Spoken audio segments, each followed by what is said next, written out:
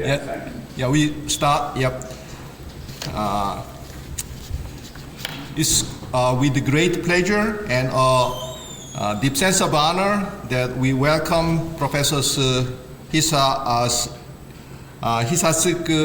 Kitahara, and Daniel Seeley as our plenary speakers for this conference. Their significant contribution to the field of linguistics, particularly in the area of syntax, have been nothing short of transformative. As two-thirds of the esteemed trio, the late Sam Epstein, Kitahara, and Seeley, EKS, their collaborative efforts have profoundly reshaped our understanding of human language structure. EKS's groundbreaking research within the minimalist program has established a benchmark for linguistic inquiry. Their unwavering commitment to clarity, rigor, and empirical evidence has inspired countless syntacticians, leading to a deeper, more nuanced explanation of syntactic phenomena.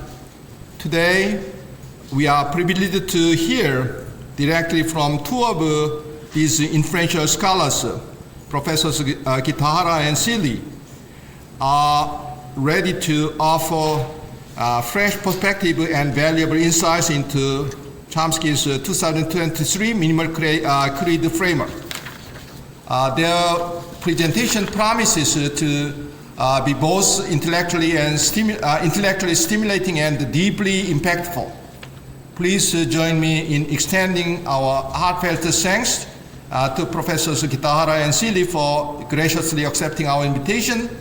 We eagerly look forward to their contribution to this conference and to the enriching discussions that will undoubtedly follow. The floor is yours. Yeah, Kitahara and Seeley. Yeah.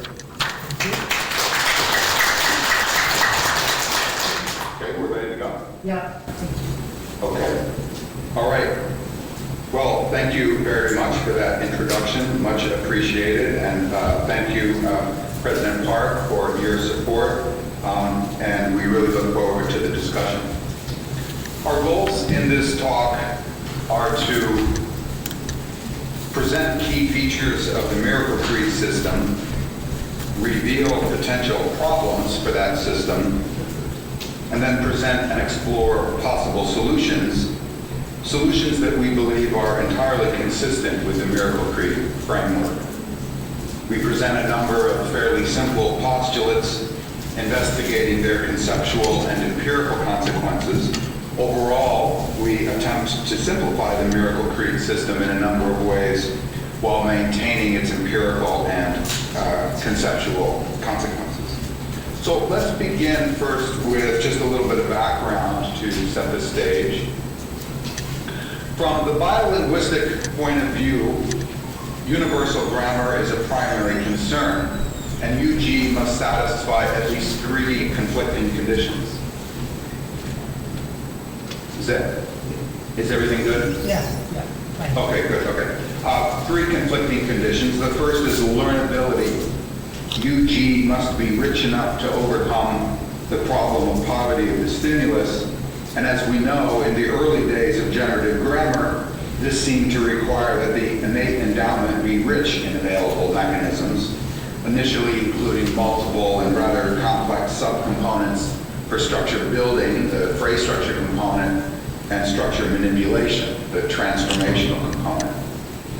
To put it in simplistic terms, UG was initially quite big, complex, and multifaceted. Next, there's evolvability. Given the apparent recent evolution of language in the species, and given the important role of simplicity in theory building in general, the innate computational system must be simple. Something complex and multifaceted couldn't have evolved in so short a period of time, so UG must be small in that view, as simple as possible. Finally, there's universality. Put one way, we seek to answer the question, how can there be just one language and multiple languages at the same time? There's one human language faculty, one initial state, since there's one human brain. But upon interaction with the environment, exposure to linguistic data, multiple expressions of this faculty, multiple steady states, what we refer to as individual languages, are obtained. And the question is, how is this possible? The attempt to deal with these conflicting demands characterizes much of the history of the generative enterprise. What we find historically is a reduction of the inventory of theoretical postulates within the syntax, a reduction of the multiple complex operations, principles, and subcomponents of the grammar as it was originally conceived. Simplification of the components of UG led ultimately to the current view that merge is not only the central structure building device, but perhaps the only operation of the narrow syntax. This view was facilitated by the development of the minimalist shift in methodology, and this is nicely summarized in Chomsky's 2007 Approaching UG from Below paper. Rather than asking how much must be attributed to UG, the minimalist program asks how little can be attributed to UG, quote, while still accounting for the variety of I languages obtained, relying on third factor principles, unquote. Under this approach, the twin conditions of learnability and evolvability will be resolved if the structures of I language are generated by the simplest operations, ideally just merge, in accordance with third factor. As Chomsky states, one operation is required on conceptual grounds alone, merge. Optimally, there's no more than this. The strong minimalist thesis sets this outcome as a prime goal for the theory of language, so the picture that emerges is UG was initially complex and multifaceted, and over time, it gets reduced and reduced down to just the single simple operation merge. So with the reduction of first factor, we see the emergence of interaction with the interfaces, sensory, motor, and conceptual intentional, and we see the emergence of the important role of third factor, an expansion of the role of third factor. Now, we and others have discussed this history in some detail elsewhere.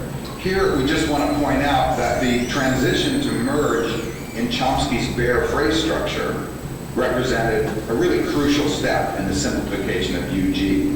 From language-particular phrase structure rules of all sorts down to just the simple X-bar template, and from language and construction-specific transformations of all sorts down ultimately to just move alpha, we see those components reduced just to merge. So if you put all of that together, you see massive simplification of the system overall. Within the minimalist period, we find that the effects of merge are maximized. When possible, other operations of the syntax are reduced to merge. And there are many examples of this, one of which we just traced, the reduction of two systems that we thought were completely separate, transformations of phrase structure down to merge. And the form of merge is simplified, reduced to its simplest unified form. Just put two things into a set. And we even eliminate labels, reaching its zenith in Chomsky's problems of projection, where the effects of labels are derived from third factor minimal search. All right, so there's a little bit of background to set the stage. Let's turn now to the immediate pre-merge period over the last few years. We're going to focus on the UCLA lecture and Chomsky's 21 paper, Minimalism, Where Are We Now and Where Do We Hope to Go, abbreviated as GK, and our joint paper with Chomsky from last year. Adopting the basic view outlined above, Chomsky, over the last few years, has specified certain aspects of the application of merge that were un- or underspecified. And this is particularly true with respect to the material, the source of the material that merge operates on. Fundamental questions that are implicitly addressed in Chomsky's recent work include: what can merge apply to and why? Can merge apply to any objects? What can merge produce and why? Is any output of merge licensed? Well, taking a step back, recent work can be seen as asking, what's the very least that we can say about structure building, thinking of it as operating in a vacuum removed from third factor and human constraints? Well, the least that we can say is build structure. There has to be an assembly operation. So put any number of objects into a relation, into a phrase, expressing that with set theory, and do that recursively. What recent work does informally and metaphorically speaking is to put this maximally simple structure building device into the real world of humans, where it's subject to various constraints external to it, and then its form and function are shaped. You can imagine build structure being constrained by properties of computational systems and properties of the human organic system. So again, we sort of drop build structure into the real world. It's going to be constrained by third factor and language-specific constraints.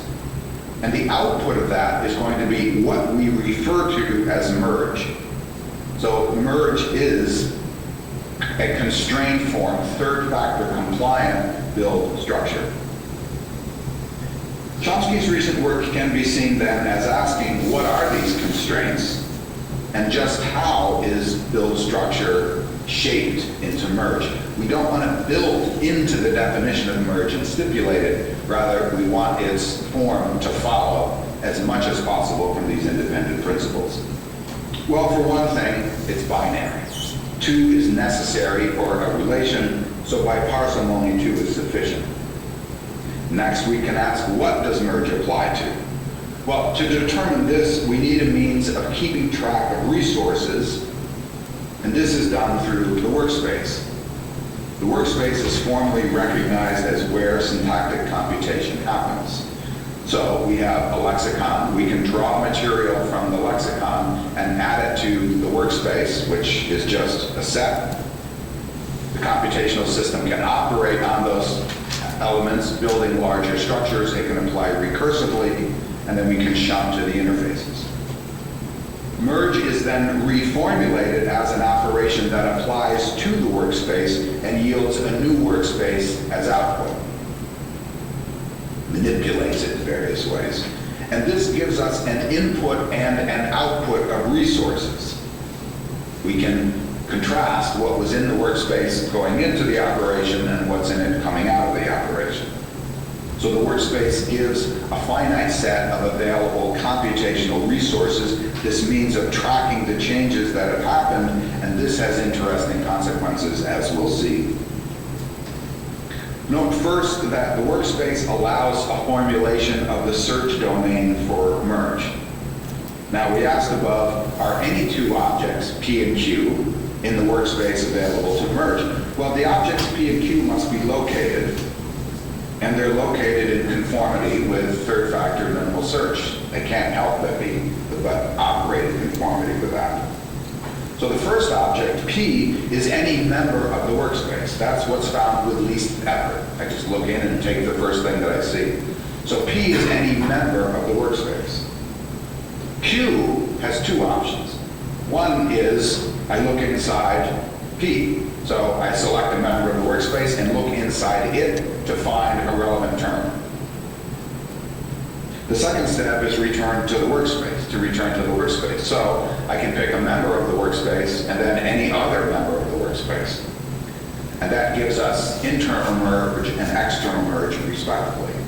And it follows that merge cannot apply to any 2 syntactic objects, but only to those found with least search. And from this it follows that there are no extensions of merge. So for example, I cannot do this. Take a member of the workspace and a term of a separate member of the workspace. That would be, say, parallel merge. Well, those extensions, parallel merge, sidewards move, late merge, those are all disallowed under this view. Overall, binary merge can target only certain elements of the workspace. And again, this is not by stipulation, but by third factor. It's not built into the definition of merge. Rather, merge cannot help but apply in conformity with it. Okay, so the workspace provides a search domain. As noted above, the workspace also provides a means of tracking computational resources. Chomsky notes, for example, that a basic property of computation is preservation. Essentially, an inscription doesn't change in the course of a derivation. Now, for our purposes here, we're going to think of preservation as one instantiation of a very general meta condition that we might refer to as stasis or inertia.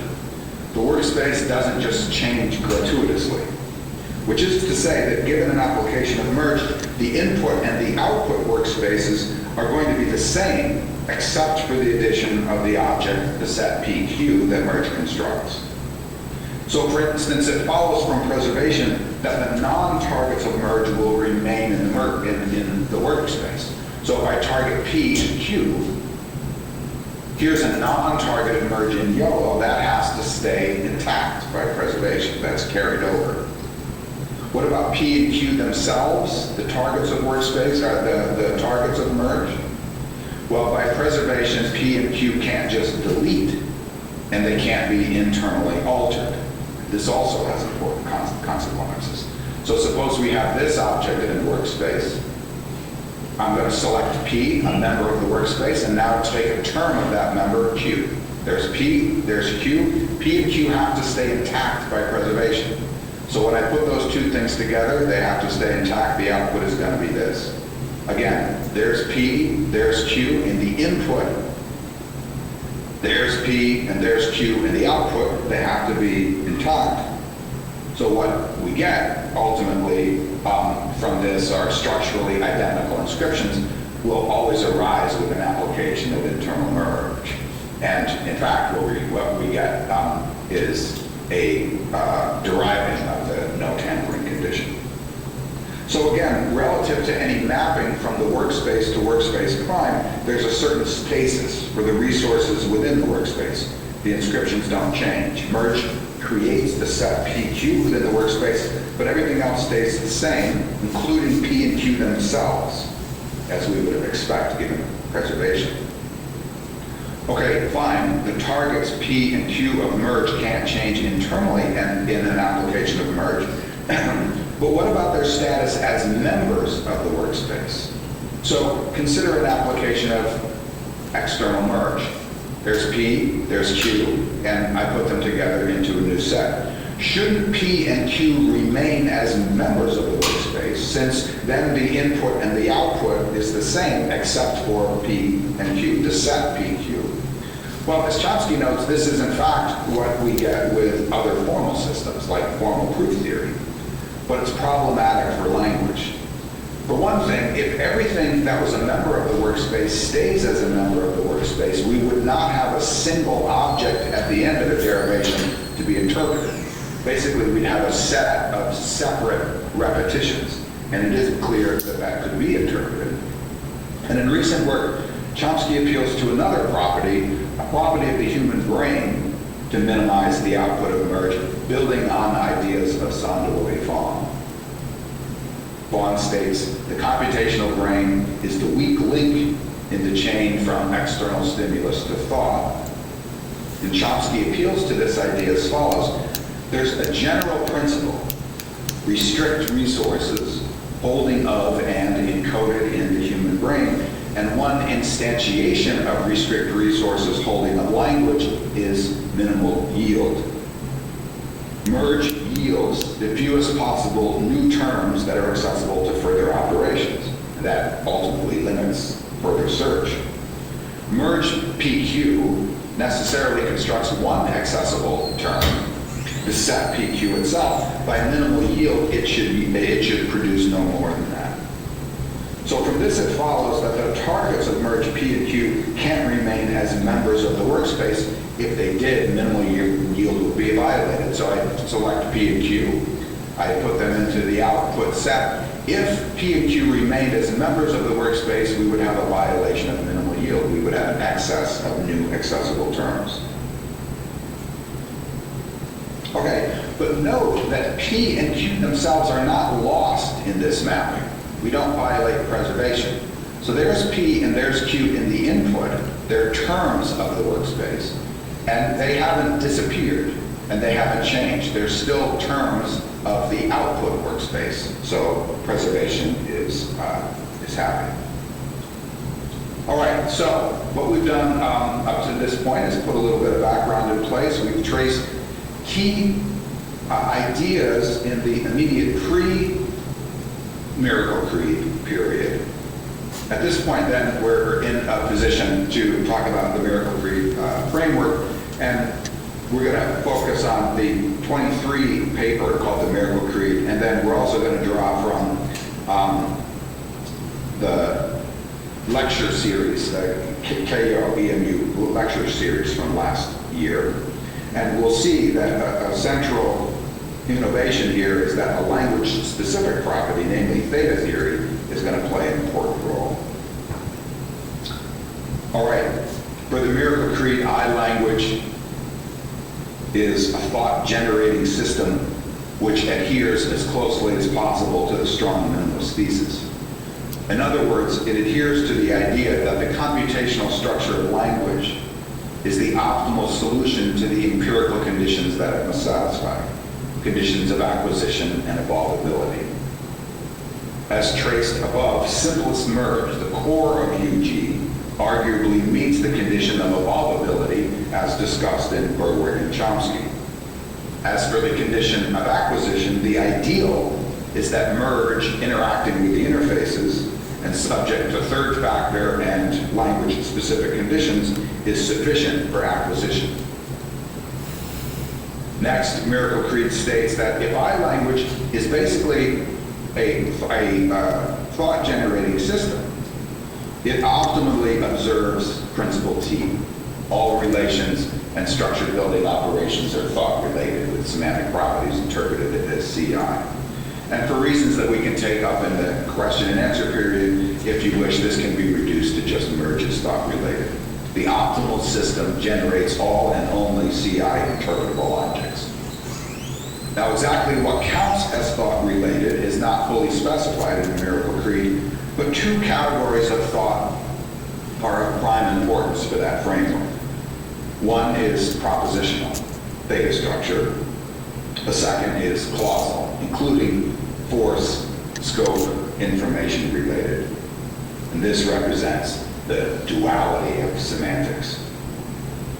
An arguably optimal way of providing this duality is for it to follow directly from the different modes of application of merge, EM and IM, since those applications are freely available. Since theta theory requires bringing together separate objects, a theta role assigner and a theta role assignee, a verb plus its internal argument, for instance, it must be that external merge is allowed to produce theta structure. That leaves IM to produce clausal structure. So Miracle Creed proposes that EM produces the propositional domain, and the internal merge of some element X exits X from the propositional domain and enters it into the clausal domain. And in this sense, IM provides the clausal domain. In effect, Miracle Creed is saying that language is very elegantly designed using the minimum devices, namely simplest merge. Another way of conceiving of this is that merge is associated with the propositional domain in that merge is theta related. Merge is restricted by the language-specific constraint of theta theory, and that it must either produce or apply to a theta structure. So external merge brings together a theta role assigner and a theta role assignee, so the output of that is a theta structure. So there I've got the propositional domain. And then the internal merge applies to a theta marked element, a theta structure. So it selects a member of the workspace and then a theta marked term of that member. So here, the input is theta related.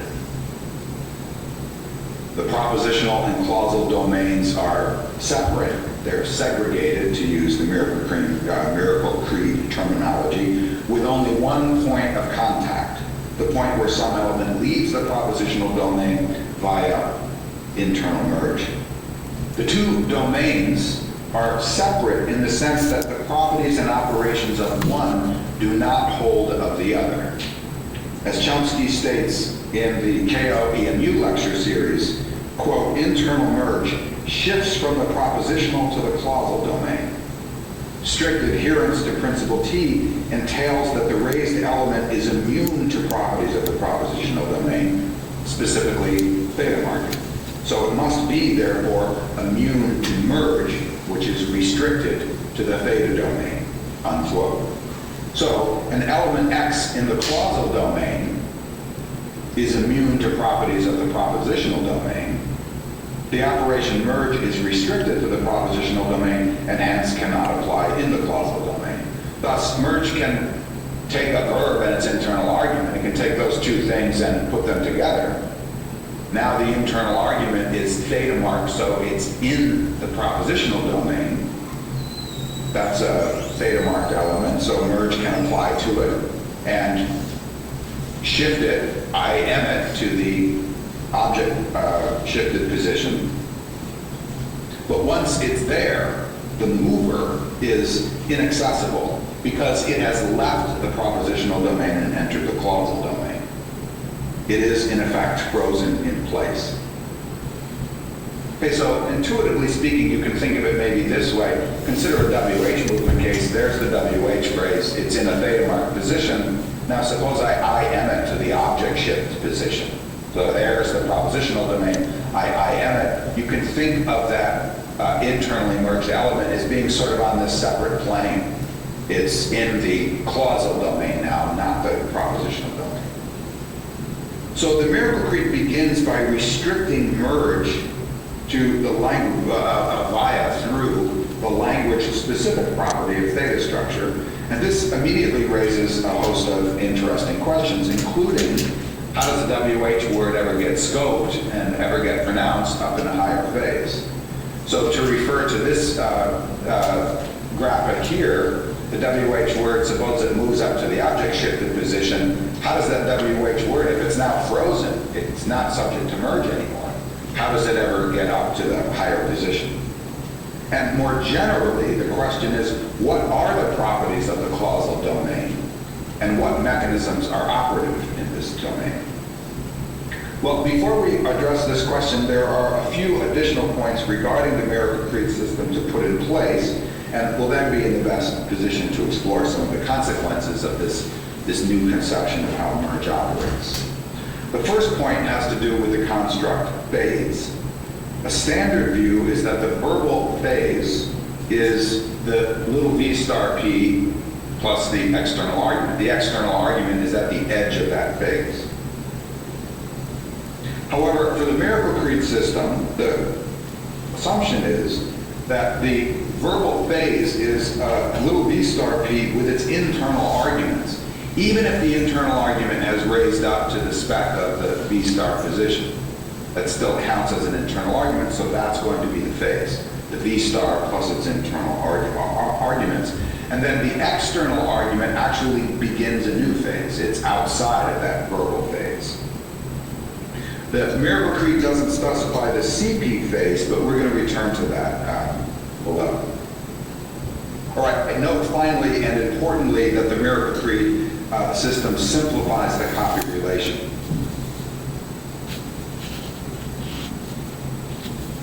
So rather than having a freely applying operation of form copy, as in the 21 paper, the GK paper, for the miracle creed, copies are a configuration.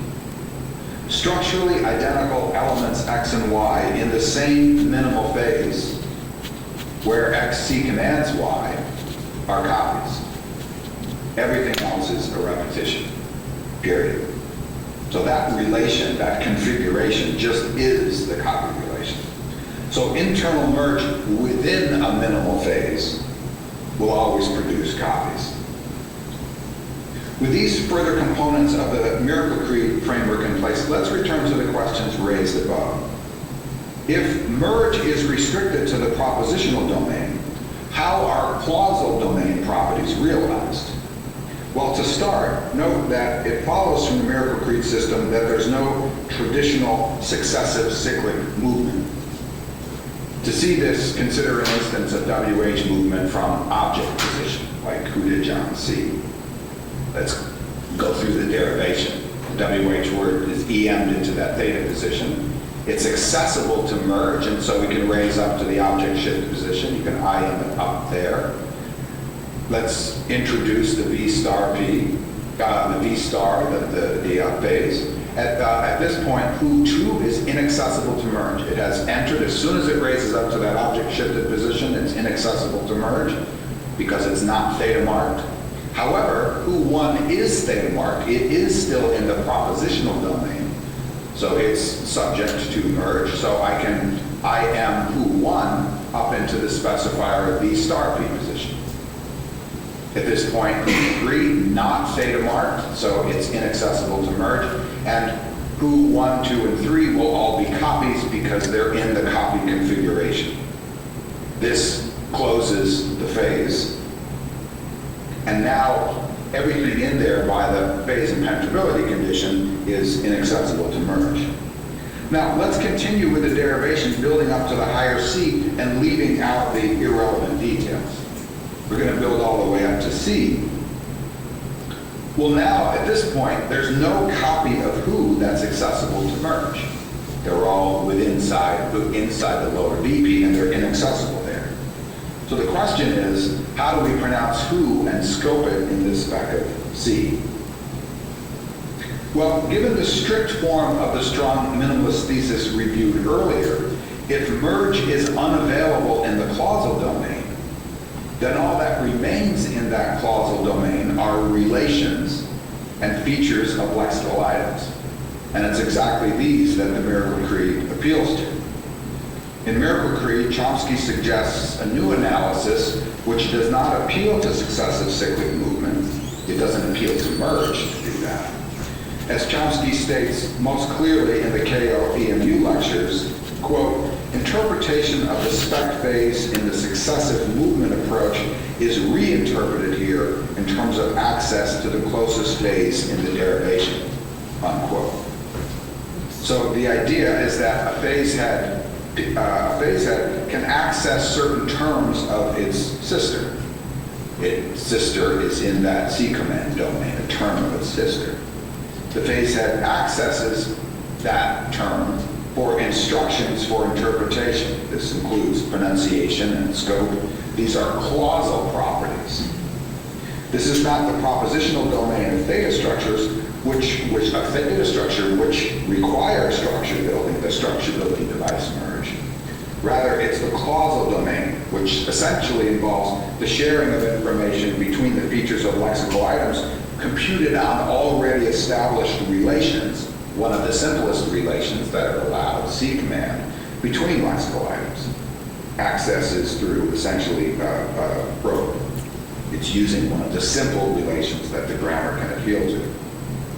So what can a phase head access within its C command domain? Well, with respect to the verbal phase, the V star P, the little V star P domain, Miracle Creed proposes that the phase head can access X, where X is a sister of V star P at the phase edge. The phase edge, the way we would describe it in the old days. Miracle Creed refers to X that is IM'd into this sister position, the phase edge position, as boxed, separated from the ongoing derivation. But box has no theoretical status, and we're going to try to avoid that term as much as possible. In the case of the internal merge of an object, X IMs to the specifier of the V star P phase, and that's to move to a non-theta position that's phase internal. And in that position, XP is going to be accessible to the higher phase. If you're a sister to the V star P, so then you're accessible to the higher phase. In effect, you're in the clausal domain. So to go back to that relation we looked at earlier, we raise up. Now we're in the specifier of little V star P. Let's build up to the higher phase. John moves up. And now we're at the critical point. And what happens here is that C, that base head, looks into its C command domain, and it's able to access this privileged element, the element that's in the specifier of B star P, the sister of the B star P, and that's who's agreed. Under the Miracle Creed approach, the structure building operation then really has two primary functions. Merge constructs theta relations, producing the propositional domain, that's external merge. And it exits an argument X from the propositional domain and enters it into the clausal domain using internal merge. And once it's in the clausal domain, it's accessible to clausal domain properties. It's accessible to higher phases. These properties are not associated with the building of structure, but use the relation of C command. They're really associated with the interpretation of structures. So in short, merge is associated only with the propositional domain. The separate clausal domain appeals to all that's left, namely relevant relations and features of lexical items, specifically features of phase heads. Now, why is spec of little b star p accorded this special status? Why doesn't a higher phase simply access just the relevant element that's found with least search? Well, Miracle Creed presents the following argument having to do with a subject example. So let's look at a subject case. Who left, or who do you think left? We externally merge who into a theta position. Let's introduce the info. Now we can IM the theta marked who1 into the who2 position. That's a non-theta position. We can build up to the higher C. And at this point, what happens is that the higher C will look down and take only the who, that's the sister of the B star P, and that's the external argument. In effect, it skips over who2, the closest one. So in this way, the idea is in the Miracle Creed, we get the vacuous movement hypothesis effects. All right, so this section has traced some of the central innovations of the Miracle Creed. Among them, the idea that merge is theta related.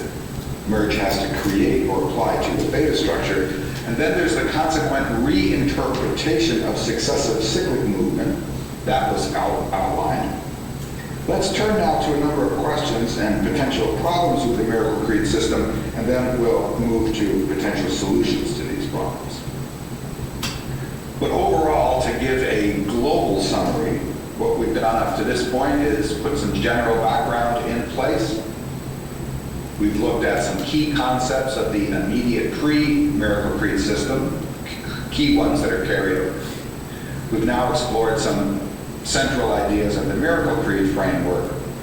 So we're in a position to look at a number of challenges, potential challenges. One question raised above involves the special status that Miracle Creed attributes to the specifier of B star P, the little b star P, the sister of B star P. Now, as we just established, this is not always the position located with least search. In the subject case, the highest element is actually the WH in the spec of info, yet this position is skipped over. So why is it that the spec of B star P, the sister of B star P position, why is it that one, that position, that's accessible to higher phase head? In fact, isn't boxing, so-called boxing, a special operation, providing a special status to the moved element, particularly in the case of internal merge, and isn't this, in turn, a retreat from the strong minimalist thesis? We don't want another operation. The elements within the spec of V star P, in fact, are maximally distinct in virtually all other respects. So the internal argument that's been raised up to that position, sister to B star P, is minus theta, and it's internal to the verbal phase, the B star phase. The external argument, on the other hand, is theta marked, and it's not inside the B star phase. And note that there's a virtual contradiction. The external argument is in the propositional domain because it's in its first emerged position, a propositional, a theta position. So if propositional clausal domains are distinct, then the external argument should not be accessible to the clausal domain. It's in the propositional domain. And there's another curious property of the spec little VP position in numerical creed. Consider this case. Now, numerical creed assumes the configurational approach to theta relations.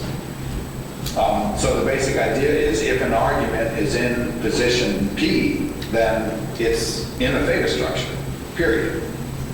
But with numerical creed, what we have is the internal argument that's in the spec of V star P position, but it doesn't count as being theta marked. It's in a theta configuration, but it doesn't count as being theta marked. And this potentially challenges a strictly structural definition of theta rules.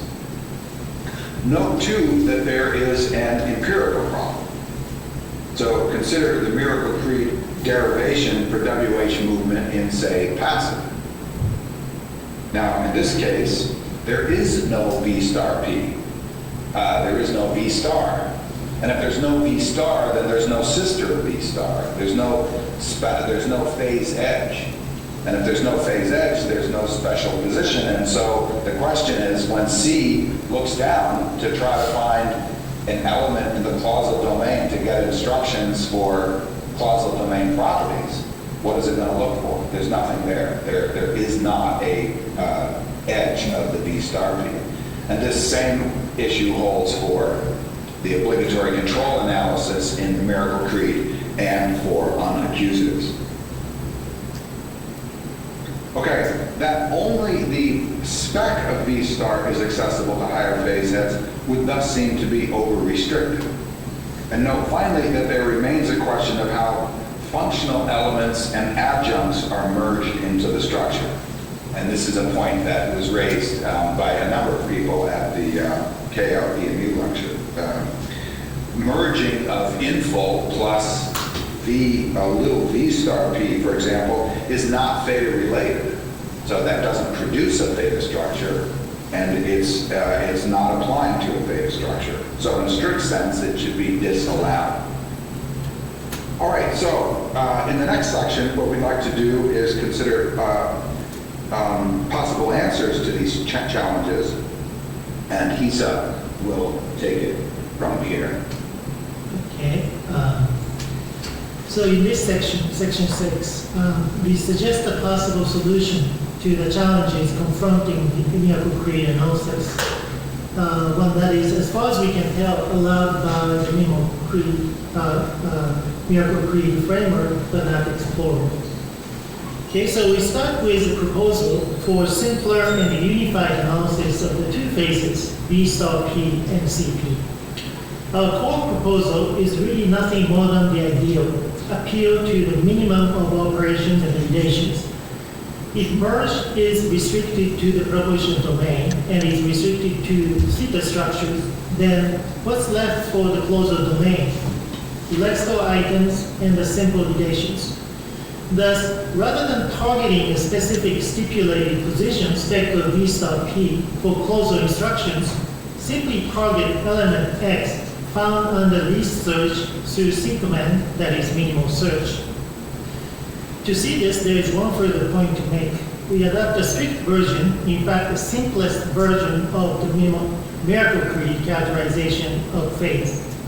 A phase is phase head and its sister domain.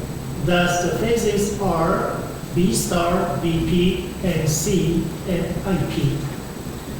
Note that what is common to the CP V star P phases is that an XP, whether WH or not, is internally merged from a theta propositional structure to a non-theta clausal structure within the same minimal phase.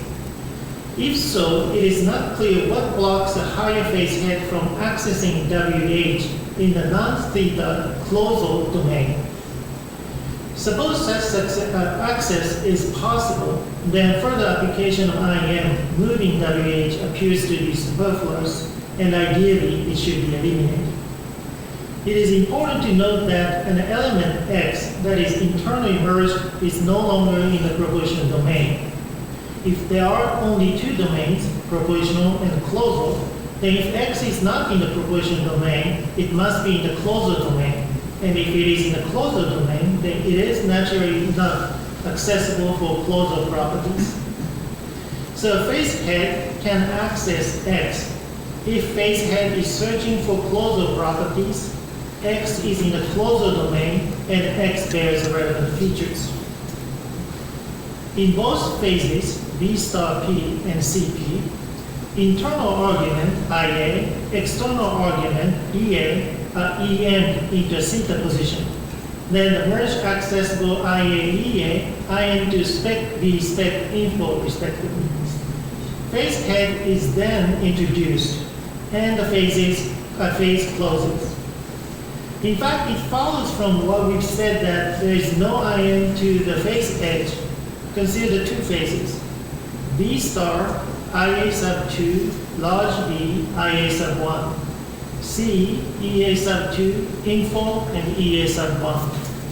There are questions about whether IA, EA are accessible to merge, which we put aside for right now. The point we want to make here is that if EA, IA are merged accessible, they can't IM to the phase edge, since if they did, they would not be in the same minimal phase, and hence would be repetitions, not copies, thereby violating theta theory. Given these assumptions, consider the derivation of the object WH case. Who did you see? So who sub 1 raises to who sub 2. The derivation proceeds as expected to the higher phase CQ. CQ searches its sequence domain for the first relevant closal domain element named who sub 2, which the phase head consults for externalization of scope of information. Similarly, for the subject case, the crucial stage of the derivation is shown here. Guess who saw Mary? And the CQ simply consults the relevant element it finds with this search, namely who sub 2, and closure domain instructions are obtained. Okay? So the proposed analysis offers straightforward solution to the various problems raised above for the miracle creed framework. So first for us, there is no privileged status for spec of V sub P, rather than there is just the search, minimal search. We thus avoid any stipulation about spec of V sub P position, and in fact we can maintain the configuration approach to theta relations. There is no IM to the spec of V sub P position, and thus there is no exempted boxed position. XP as a sister to V star P is in the theta configuration for the external argument period. The proposed analysis gives a straightforward solution to another problem confronting the miracle creed. Recall the derivation of WH movement is passive. Guess who was arrested? In our analysis, since there is nothing tied exclusively to the spec of V star P, and thus it doesn't matter that there is no V star, in this derivation, at the CP phase level, the CQ straightforwardly accesses who sub 2, externalizing it in the subject spec IP position, thereby exhibiting the vacuous movement hypothesis effects, assigning it matrix scope and valuing UQ of who sub 2. The analysis proposed here has a number of other consequences. One involves the duality of semantics. For miracle creed, one factor that constrains merge is theta theory.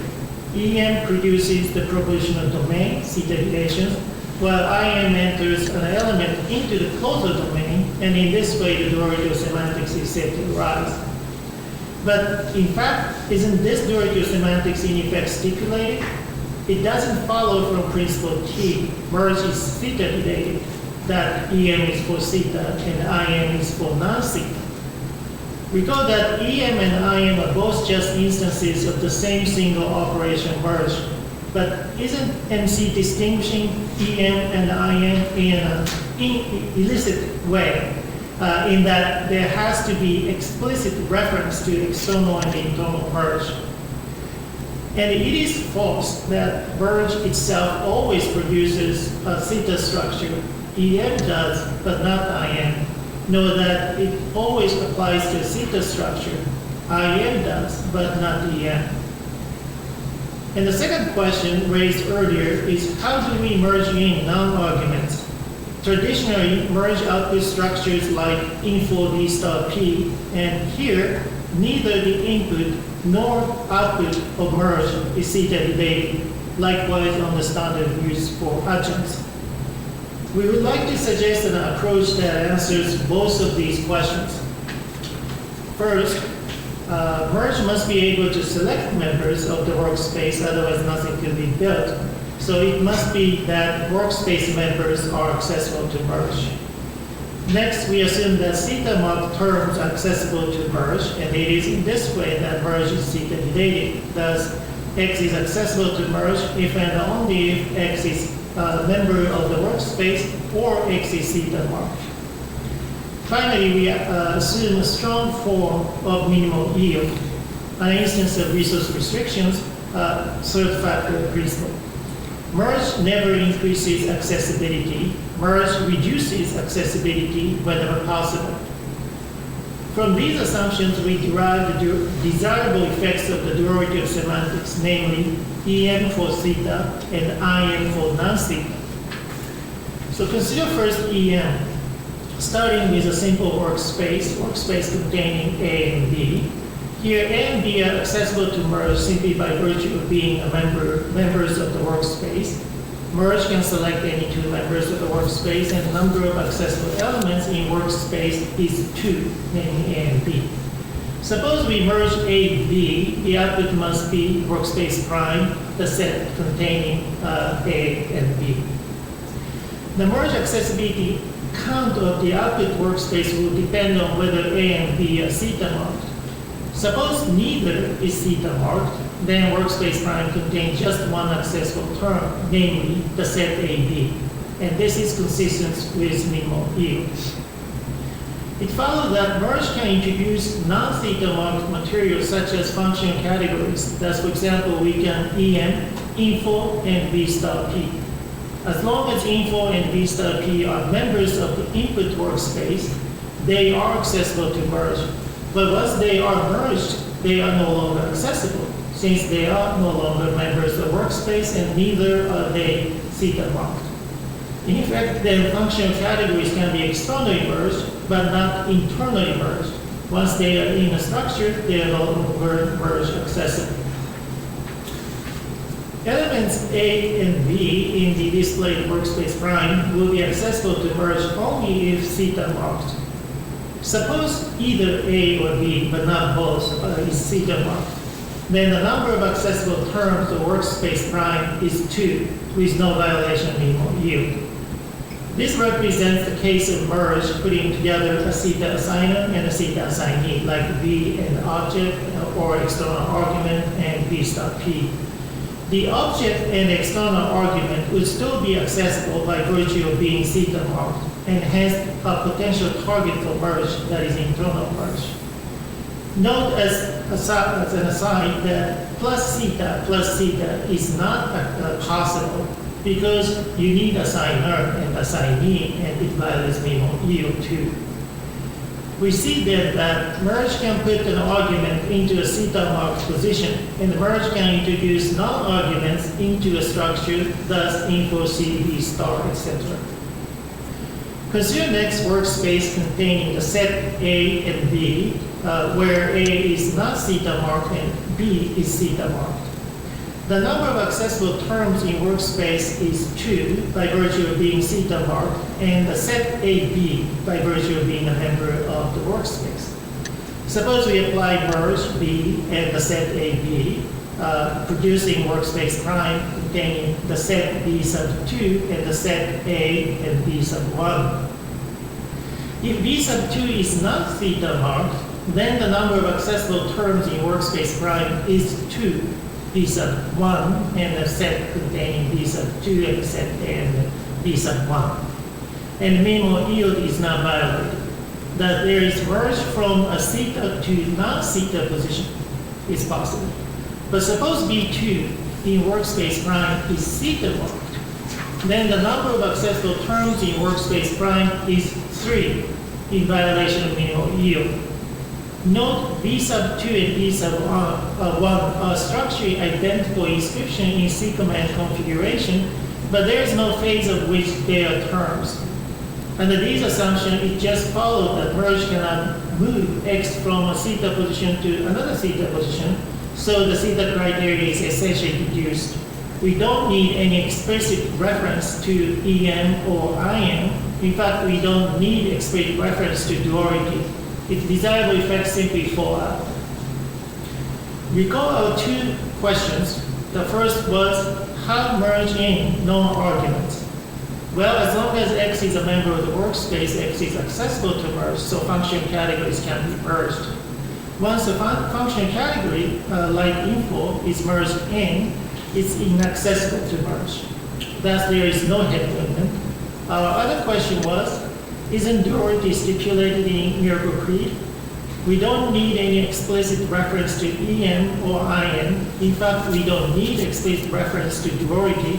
Its effects simply fall out. To illustrate further, let's consider an obliquely controlled case. Bill tried to leave. Here, IM of Bill to the matrix theta marked position violates minimal yield because accessibility increases from 2 to 3. Crucially, at this stage of the derivation, matrix Bill and embedded Bill are not yet copies. Alternatively, suppose a separate instance of Bill, namely Bill, is externally merged.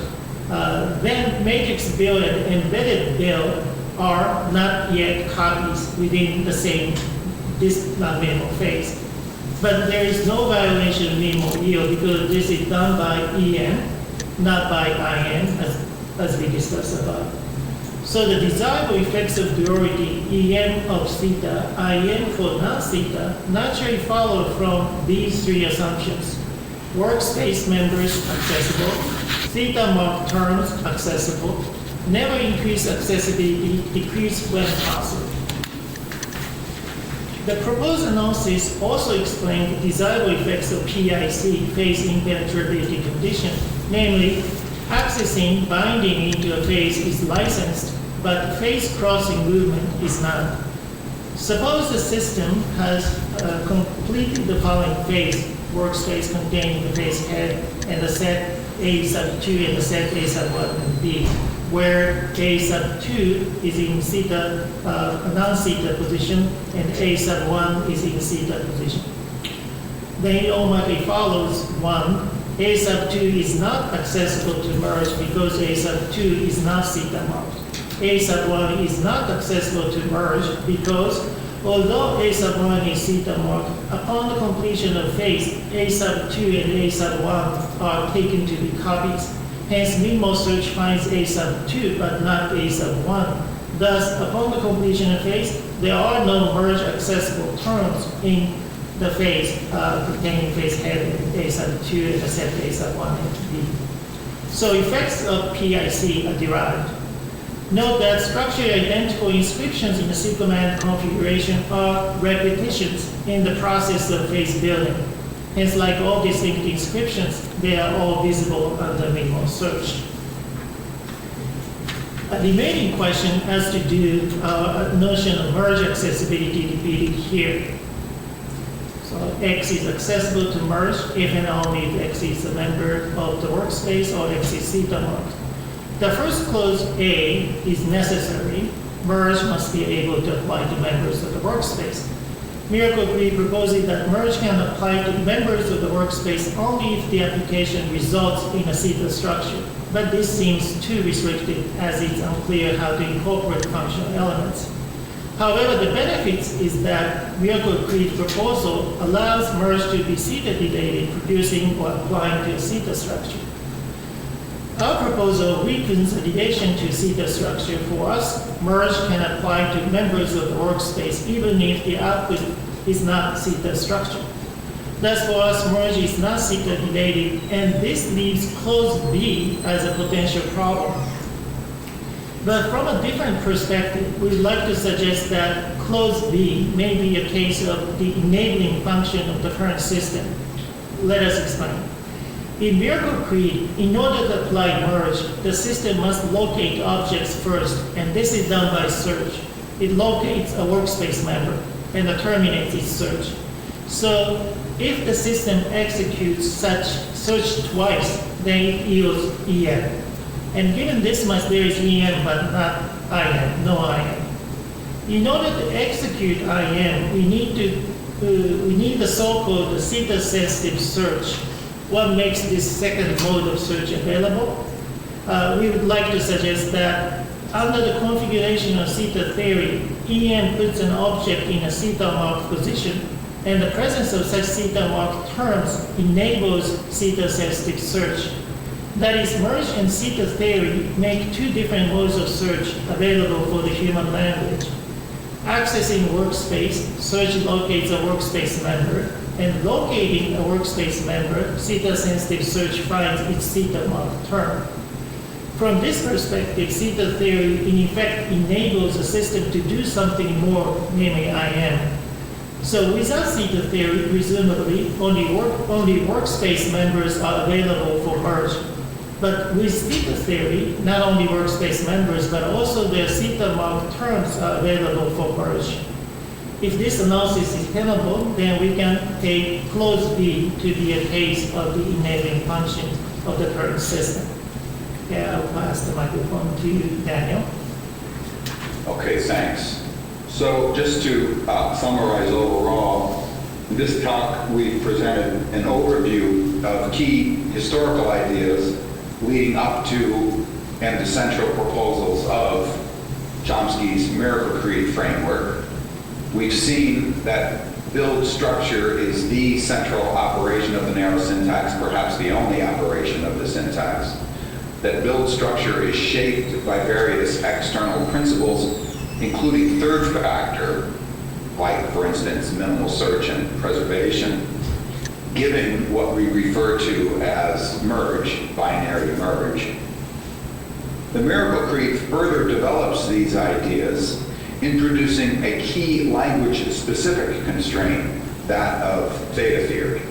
And this, in turn, has interesting consequences, for example, giving a reassessment of WH movement, along with certain challenges and thus many areas for further productive research, some of which we've traced here, and which we look forward to talking to you about more. Sorry, I lost my place there for just a second. There at the bottom, overall, we find the current period in the development of merge particularly exciting, with glimpses of a much deeper understanding of the nature of the human language faculty, of the human faculty of language, as we're seeing in this conference here over the next few days. So, thank you very much. And now Isa will answer any questions that you have. Thank you very much. Thank you. So I can hear just a little bit. A really timely wrap up. Yeah, we have 10 minutes to go. The floor is open. Any question? Yeah, please.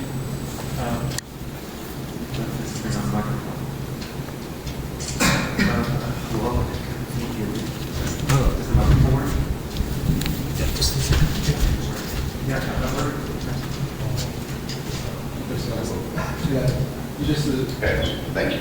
Okay, I just need to stay close. Thank you very much for the wonderful lecture. It is both highly informative and very easy to follow, and I'm still processing all the information. But I have a small question about the particular point that you mentioned about the plus minus value of the data feature, and I call it the feature, on the things that merge, select from the workspace. And I was wondering about the data status of the functional elements. Do you mean when you said minus data that the functional elements still carry a data feature, but that is simply a minus value? Or do you want to say that functional elements do not carry any data feature at all? So which is the option that is being done here? I think we are assuming, we are adopting the configurational approach to the theta relations. So really, if you have a, say, large V, and if you have an object, and this particular set theoretical object has a relations, named theta relations. And this theta relation is a theta relation, because one is a theta sine A, the other one is theta sine E argument. Okay, now if you have an info and a V star, info and the V star P containing the external argument, neither one is a theta sine R or theta sine E. So this theta relation has nothing to do with the theta relation. So that's all we are saying minus theta. So it doesn't mean that minus theta element still carries a theta feature, or I'm just wondering whether it is your assumption that all heads, including functional heads, lexically carry a theta feature. Carries what feature? Theta feature. Yep. Do functional elements lexically carry a theta feature, but that feature is just minusly bounded, or do they not carry any theta feature at all? Well, I mean, we should be, so the function categories can bear the features whatever they want to carry, so that the info can carry the features or unvalued features, all fine. But we are talking about the two objects in the relation in the set. And if one is a theta assigning category, then the other one is an argument.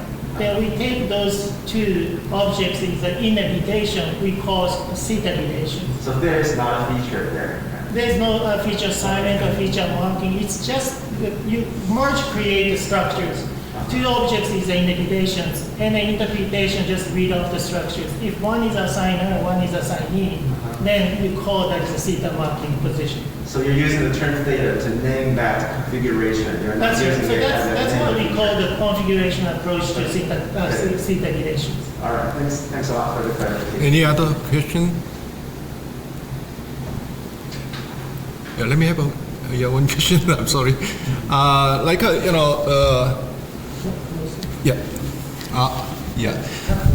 You allowed like a very short IM, right? But why that IM takes place? Without IM, just like IA internal arguments just stay stays there, and it can be accessed to the like a higher like a CQ. Why that kind of one takes place? Daniel, you want to go? Well, I'm not sure I heard that exactly. Is the question essentially why does internal merge ever take place? Yeah. Yeah. I think there are a couple of reasons that are allowed by the miracle creed system. One is the traditional one. You need it for feature checking, for agreement and case. But under the approach we've presented here, there's actually a somewhat novel reason why it has to move, and that's if you take the separation of the two domains, propositional and clausal, very seriously, then an element that is in a theta position is in the propositional domain, and therefore not in the clausal domain, and therefore not accessible in the clausal domain. So IM takes place in order to get something into the clausal domain. So those are two potential reasons why something would move. So just follow up. So the GK paper toward the end, he has an argument to separate two systems, A bar system and A system, right? So if the object stays in the propositional domain, and then this the CQ accessing that particular position, that's really not a separation. It's just that the same position is in fact used by the two different system, propositional domain and then causal domain.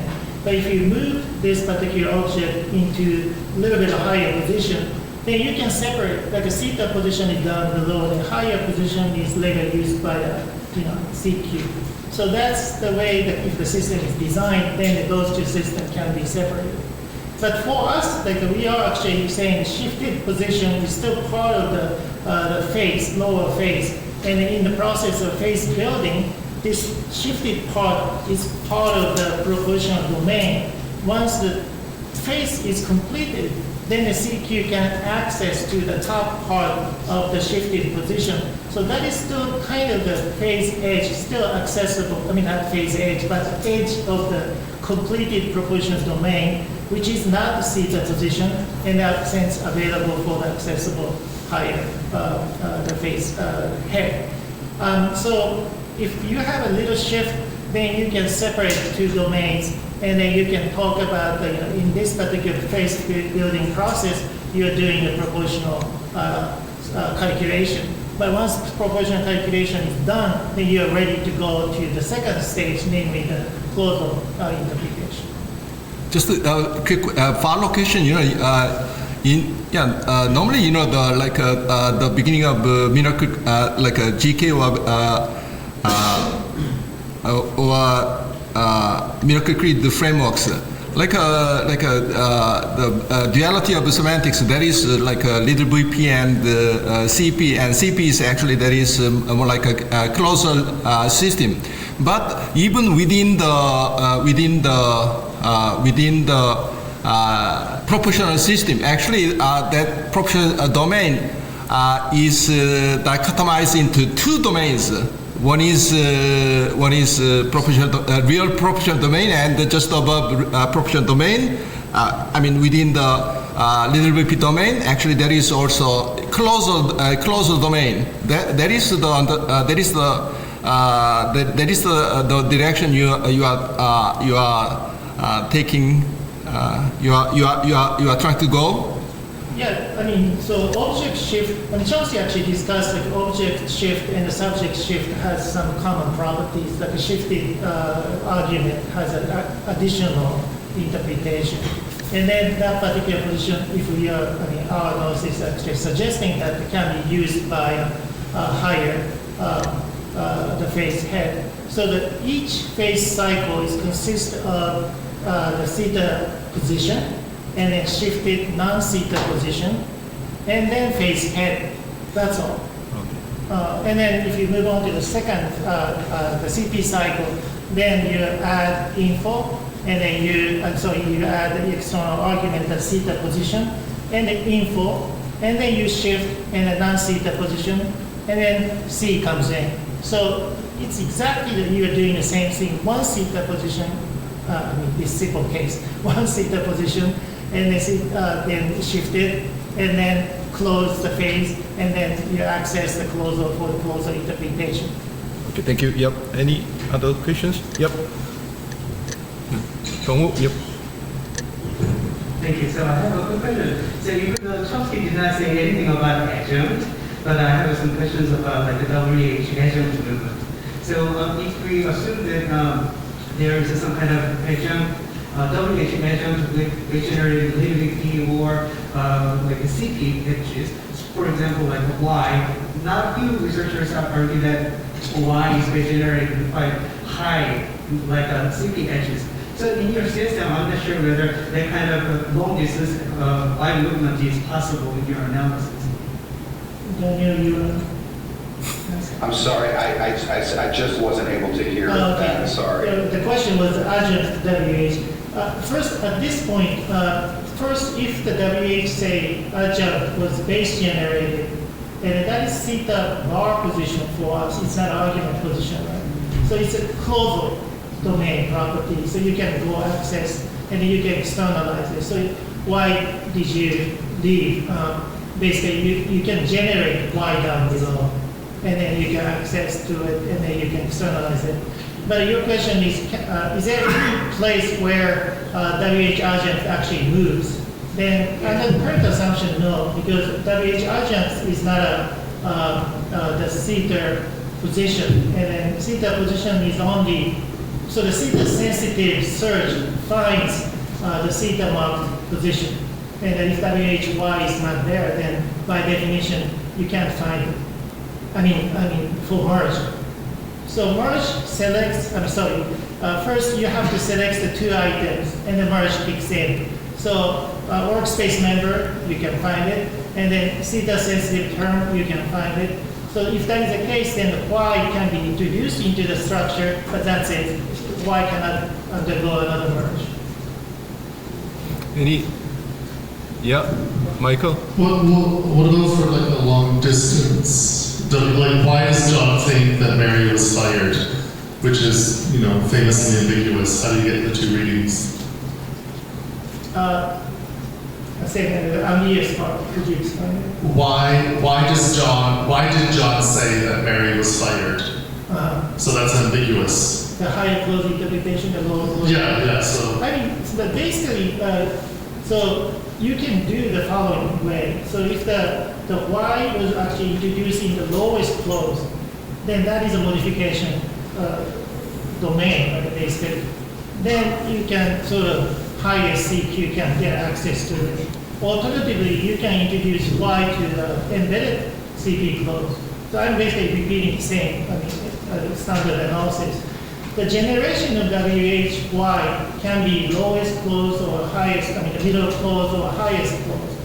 And then the CQ can have access to it, and then that is a place where all the modifications happen. So adjunct is modified clause. Just one more key. Sorry, am I answering the question?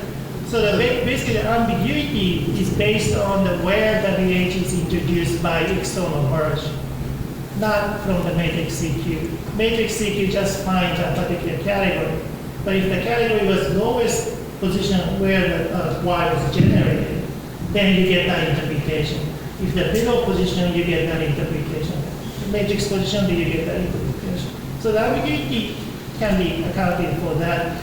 But still there is an issue about can we do it really without movement? And under this assumption, you cannot do the adjunct movement at all, because adjunct is not a theta sensitive search finds a theta mark position. If that is the case, non-theta position is not doable. So adjuncts are not doable at all.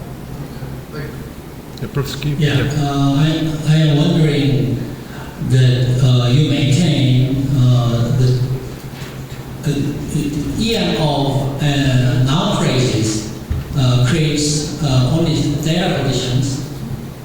Theta position. Yeah.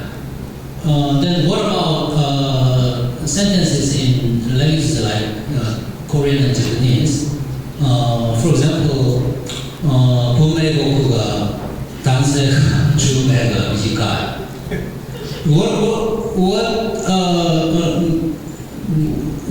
of the substance MPs who made Gokuga, what is the theta role of Bunmei Gokuga in such sentences?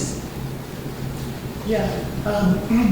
So the short answer is that is exactly a question. We have to go back and redo it. Those analyses. EKS has done some of the analysis, but can we do it under these current assumptions? I think that there should be, in the old days, not old days, but so EM generates, noun phrases, and then we could generate those, multiple specified constructions. I think we can do it, but we have to spell out an exact analysis. So can I take that back to Daniel and then work on it? But we can talk about it if you are interested in. We have EKS has one analysis, but we haven't done under these correct assumptions. How can we redo it is a question we'd like to take. Thank you. Okay, we wrap up this invite talk, plenary talk, and please give a big hands. Thanks, Daniel, for your participation. So Daniel, you went well. Okay, yeah. Thank you. Thank you. Yeah. Thank you very much. Thank you very much. Yeah. We have some announcements. Well, the first is for our lunch. We have lunch in school cafeteria. For having lunch, you should get a ticket if I'm here. Just outside this room. and then you can follow our strong staff outside. He or she will wait for you. They will guide you to the school cafeteria. And when you go out, you should get the voucher. Yeah. That's voucher. About 50 minutes of lunch. Yep. Enjoy your lunch. Yep.